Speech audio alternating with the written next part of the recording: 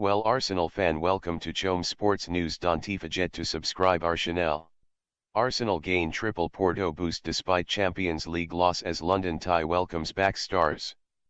Arsenal fell to defeat in their first leg Champions League last 16 clash with FC Porto, having suffered a late goal from Galeno. It was a sucker punch and one that would bring down the mood that had built such strong momentum going into these clashes. 5 league wins on the spin, 2 massive away victories, and now the energy has dipped. Declan Rice spoke afterwards regarding the team's aim not to allow this to get them down with such a huge match with Newcastle just days away. On a night of such gloom, finding the successes to take away are always a challenge, whereas the frustrations come much easier, but finding the top 3 to choose from can be tough. Football. London however takes this on and has found some encouragement amongst the concern. Successes. Home leg to come. Knowing that Arsenal have the chance to put this right at home is certainly a welcoming thought. Although Mikel Arteta's record in North London in the knockout rounds of European competition is not good, in fact, it's very worrying, the chance to put it right is key. Had they lost the first leg at home knowing they needed to go to Portugal and win by potentially 2 goals, that is a whole other story. The Emirates will be a raucous cauldron of noise which has carried the team to big victories so far this season. Away goals no more. Another benefit is the removal of the away goals rule in UEFA competition.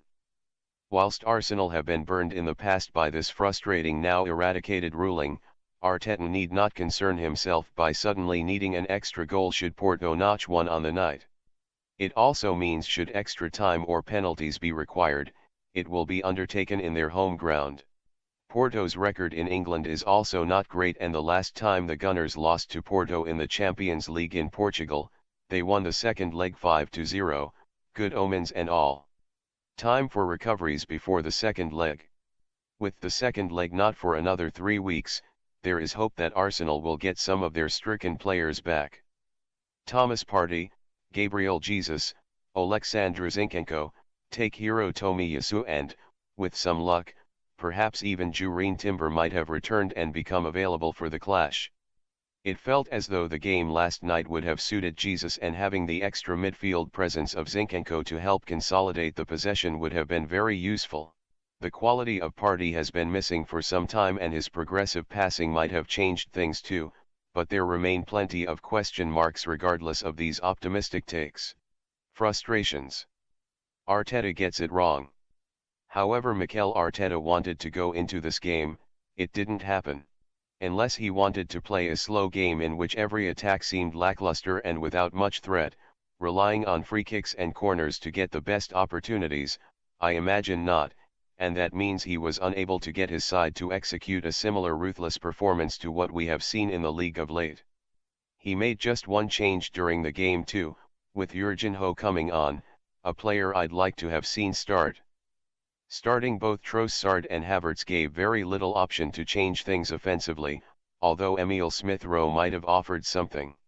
Arsenal lacked the experience to see out the 0-0, and Rice admitted as much post-match as he referenced a lack of being savvy in the final moments. Arteta now faces a gauntlet to secure progression to the quarter-finals. Trossard's run is over.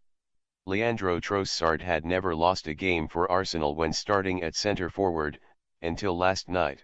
He had one of the side's best chances too, a volley from a corner which he fired high over the bar.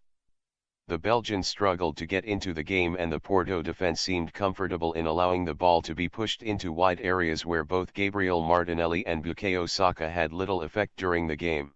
Arsenal will need to find new ways to attack their opponent when they come to London, and maybe the return of Jesus will solve this too. Stop-start. By far the most stop-start game I have ever witnessed, as the referee appeared to be attached to his whistle as if it were a moth to a flame. Like a buzzing house effley, it kept coming back to ruin everyone's day, and the slightest of touches appeared to draw his attention. According to Opta, the ball was in play for just 51.7% of the game. Arsenal will be thankful they will have a different official for the clash in London, but Porto will of course look to frustrate and break the game up again and sit perhaps deeper as they try to hold onto their lead. That said, Arsenal have been far better this season at breaking down low blocks. An early goal on March 12 will do the team wonders and I look forward to it, but first comes 3 tricky Premier League must-win matches. Thanks for visiting us and don't forget to like, share and comment.